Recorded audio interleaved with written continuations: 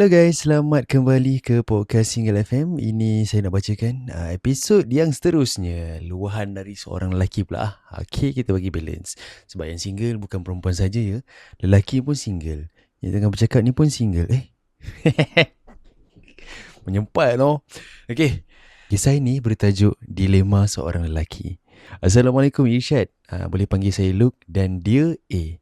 Mulanya cerita kami kenal waktu di zaman persekolahan. Saya menghadiri open house di rumah kawan saya dan dia ni adalah kawan rapat kepada kawan saya. Dan time tu saya tak perasan yang dia perasan kat saya. Balik tu dia bagi tahu kat kawan saya yang dia crush kat saya. Tapi kawan saya ni tak bagi tahu lah pula full story yang hint-hint yang A ni memang betul manja dan juga dah berkenan kat saya. Sampailah saya cari siapa yang dia cakap tu dan saya dah jumpa si A ni. Rupanya kami satu sekolah dan dia di atas saya setahun. Tapi 2 tahun saya tak bercakap apa-apa dengan dia, cuma react story-story dan reply zaman Q&A story.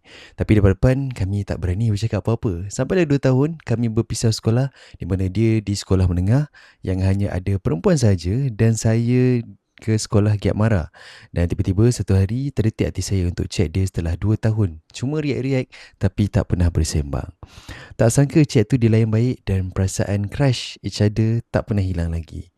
Dan terus menerus chat sampai satu hari saya beranikan diri saya untuk confess ke A. Time tu gembiranya lah rasa bila A terima dengan baik seperti dia pun tunggu confess daripada saya. Kami bermula pencintaan kami dengan baik pada tarikh 30 Jun. Nak dekat ni 30 Jun Luke. Saya tak dapat habiskan pengajian saya di Giat Mara disebabkan angau bercinta. Saya panjat pagar sekolah saya untuk hari-hari berjalan. Teman dia balik dari sekolah. Atas sebab dia nak balik ke sekolah, dia akan pergi pula ke sekolah ibu dia. Dan kesempatan tu saya ambil untuk kami sama-sama berjalan pulang. Jadi dia jalan kaki dan dia akan merentasi sekolah yang ramai-ramai lelaki dan dia selalu diganggu. Jadi saya buat keputusan untuk setiap hari lepas dia waktu rehat di Giat Mara, saya akan lari untuk ke sekolah dia dan parking motor di satu tempat dalam bidang automotif saya, hari-hari teman dia untuk buat dia rasa selamat. Dan kami jalani hubungan 1 tahun tu dengan baik lah. Bermacam kenangan. Mandi hujan sama-sama bila tak bawa payung. Yelah, budak lagi kan. Cinta monyet masih fresh lagi. Dan tahun kedua, dia sambung belajar yang jauh dari saya. Kira hujung ke hujung negeri jarak dari saya. Dia sambung diploma. Tahun kedua sehinggalah tahun kelima percintaan kami, ada ujian kesabaran untuk saya. Kami banyak masalah dan saya tak pernah cuba untuk mengalah. Even kami berjauhan, tak chat, banyak kali juga saya tak pernah give up untuk pujuk dan rujuk dia. Pujuk je. Look, pujuk je. Rujuk bukan. Rujuk tu kalau dah kahwin, suami isteri berpisah kejap, nak rujuk balik, itu rujuk. Ini pujuk. Okay, saya waktu tu kerja sebagai rider Foodpanda lagi. Si A ni agak friendly waktu tu dan saya tak pernah berhenti untuk buat dia nampak saya saja dalam hidup dia. Even saya tahu dalam sambung belajar ni mesti dia ada kenal dengan ramai kawan lelaki. Dan saya dah terbiasa dah dengan benda tu. Tapi kami masih teruskan percintaan. Namun semasa bercinta di fasa universiti ni pula, kami ada macam-macam masalah. Mungkin di sana dia ada kawan-kawan dan saya di sini cuma ada dia je. Dan saya sentiasa nak si A dengan saya je. Tahun demi tahun, saya simpan je luka saya. Dan saya lupakan semua asalkan saya masih lagi bersama A. Lepas 4 tahun, dia dah pun tamat pelajaran dan lega sangatlah. Lega selega-leganya.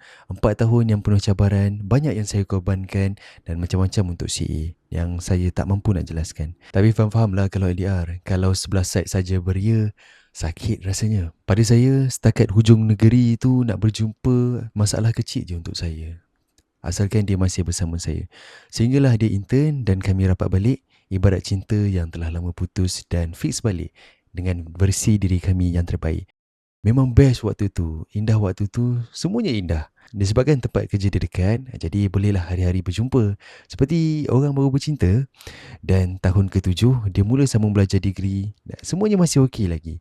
Tapi LDR kali ini di hujung negeri, dia di sempadan Thailand dan saya masih lagi di Kuala Lumpur. Sewaktu dia first year, semuanya okey untuk 3 bulan pertama. Tapi selepas 3 bulan, kesalahfahaman itu hadir sikit demi sikit. Yelah, LDR kan? Tapi masih lagi boleh kontrol dan adapt lagi. Sampailah pada tengah tahun tu, saya buat keputusan untuk memasuki unit uniform. dan saya ada dia je. Dia yang tolong dari segi dokumen, perbelanjaan barang-barang saya untuk hadiri pemilihan unit uniform ni.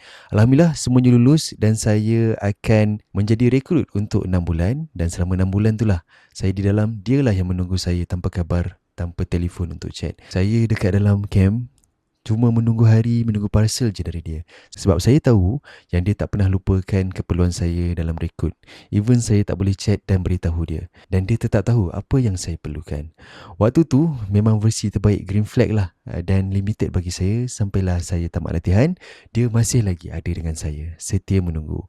Dia dari jauh sanggup datang untuk majlis tamat latihan saya, di mana saya jumpa dia dan kami bertukar diari. Saya bagi diari dia selama 6 bulan yang saya simpan, dan dia bagi saya diari yang dia 6 bulan tulis. Memang comel bila dua-dua baca. Dan alhamdulillah saya diterima masuk ke unit uniform ini. Bila saya dapat kerja tetap, segala-galanya berubah. Saya dah mula pandai berkawan dengan perempuan yang sebelum ni saya tak pernah ada pun kawan perempuan. Saya cuma ada A. Perlahan-lahan saya dah makin lupakan dia. Perlahan-lahan saya dah macam kurang beria dengan dia. Dan saya buat macam-macam masalah sehingga kami terpisah sehingga sekarang. Saya pernah cuba untuk pujuk dia nak berkahwin dengan dia, tapi dalam masa yang sama, mak saya ketika ni tengah sakit buah pinggang stage 5 dan sekarang tengah dialisis darah seminggu 3 kali. Kos rawatan mak saya semua kerajaan tanggung disebabkan mak saya adalah waris pertama saya. Skip cerita, jika saya berkahwin dengan dia, mak saya akan menjadi waris kedua. Sebab waris pertama adalah isteri. Jadi siapa yang nak tanggung kos rawatan mak saya di hospital setiap minggu? Dan saya tahu si A tengah menunggu saya untuk halalkan dia. Yalah, kami dah 8 ke 9 tahun bercinta, masih lagi bersama. Dan saya pun dah berjanji nak berkahwin dengan dia sehabis rekrut. Tapi ketika ini, saya dalam dilema dan terpaksa dahulukan dan kekalkan mak saya sebagai waris utama. Saya tak nak biarkan mak saya jadi yang kedua. Adik-beradik saya semuanya dah berkahwin dan berkomitmen. Tinggal saya dengan adik saya je yang masih 20-an. Ayah saya pun dah 56 tahun. Kudrat untuk tampung kos rawatan dialisis pun tak mampu. Sebab sekali dialisis je, yang tahu je tahulah harganya. Buat sekarang, kerajaan yang tanggung kos ini. Andai saya dengan dia berkahwin, siapa yang akan uruskan ibu saya? Ketika ni kan, saya tak tahu berapa lama dia akan tunggu saya. Tapi, kalau dia dah ada pilihan yang lain dan nak ke peringkat seterusnya bersama dengan orang lain, saya terpaksa ikhlaskan dia. Dan saya minta maaf kerana gantung dia tak bertali selama ni. Jauh dekat sudut hati saya kan. Siapa je yang tak nak kahwin orang yang jatuh bangun bersama 8 tahun bersama, yang kalau dekat bandar, jalan mana pun mesti ada kenangan bersama dengan dia. Tapi buat masa sekarang, saya terpaksa lepaskan dia perlahan-lahan, walaupun saya tahu punca kita berjauhan adalah punca daripada saya juga, dan buat dia hilang percaya pada saya. Namun sekarang ni situasi menjadi penghalang. Bukan saya tak nak kahwin dengan dia, tapi ada dilema yang lebih besar untuk saya sebagai seorang anak. Saya tak mampu untuk nikahi dia ketika ini. Dia baik, keluarganya pun baik. Mak saya pun suka dekat dia kerana dia seorang yang sopan santun, semuanya perfect dekat dia. Ketika ni, mak saya dah pun anggap dia macam anak sendiri. Tapi pilihan tak mampu saya nak buat sekarang. Saya tahu ketika ini dia masih lagi tunggu saya dan dia pun nak saya tunaikan janji saya. Kalaulah dia dengar post abang nanti, saya nak tahu yang kalau dia masih lagi mampu untuk tunggu saya tak akan sia-siakan dia. Saya akan berikan peluang, saya tak akan sia-siakan wanita sehebat dia. Cuma beri saya waktu untuk selesaikan ibu saya dan tunggu ibu sembuh balik dan beri adik saya ada pendapatan dulu. Baru saya boleh berbagi tanggungjawab bersama dengan dia. Itu je saya mampu cakap. Sayang, tapi tak mampu nak lepaskan. Andai satu hari tiba detik untuk saya ikhlaskan, ingatlah, saya di sini melepaskan dengan tangisan yang begitu dalam. Cerita ni panjang, harap abang boleh shortkan cerita saya. Ya Allah, moga Ibu Luke sekarang ini diberikan kesembuhan. Dilema sebenarnya Yelah, sebab kita tahu kalau anggota mereka ada benefit dari kerajaan lah, yang mana waris pertama akan dapat rawatan kan. Allah, berat pilihan ni kan. Dan hebat juga kesabaran si A sebab masih lagi menunggu. Tapi yelah kan, kita sebagai seorang lelaki, kita rasa macam lama mana ni awak nak tunggu saya. Saya tak mampu nak bagi apa yang awak nak ketika ni kan. Allahu Akbar. Kalau saya di tempat Luke pun, saya akan buat pilihan yang sama juga. Saya percaya ramai lelaki pun kalau di tempat Luke, mesti akan cakap benda yang sama juga, kan? Look, hebat lah awak, Look. Memendam semua ni. Sebab saya yakin dalam hati awak sekarang ni dia bergolak tau. Sebagai seorang lelaki sebenarnya kita berbelah bagi tau. Saya tak alami lagi dilema ni, tapi saya nampak kawan-kawan, sepupu yang mana bila mana dah berkahwin je, ada dua permaisuri hati yang kita kena jaga. Satu ibu kita, satu adalah isteri kita bila kita dah kahwin. Jadi dilema Luke ni memang sangat-sangat hebat lah. Sebab kalau dia berkahwin, isteri dia akan jadi waris pertama. Jadi mungkin yang tengah tonton podcast ni dan juga dengar ada yang anggota juga unit uniform, boleh mungkin explain kan macam mana situasinya nanti. Akan masih dibiaya ke kalau ibu? Kalau Luke tengah dengar ni, Luke, Isyad dan juga semua pendengar Suria sekarang ni, kami semua doakan supaya Luke dipermudahkan urusan, moga ibu kembali sihat, dan insyaAllah ini ujian bercinta, ini ujian nak menuju perkahwinan memang penuh liku. InsyaAllah ada manis kalau ada jodoh dengan si A ni. Sebab A pun hebat, tunggu Luke kan, daripada zaman bercinta, zaman sekolah dulu sampailah ke sekarang dah bekerja. Lepas tu pula dua-dua alami macam-macam lah. So yelah, sebab cinta bertahun-tahun kan, 8-9 tahun kan. Orang yang bercinta kejap pun kenangan macam-macam. Ini kan pula cerita bercinta 8 ke 9 tahun kan. So kepada Luke, semoga dipermudahkan urusan awak. Kalau ada jodoh dengan A, insya-Allah takkan lari pun si A tu.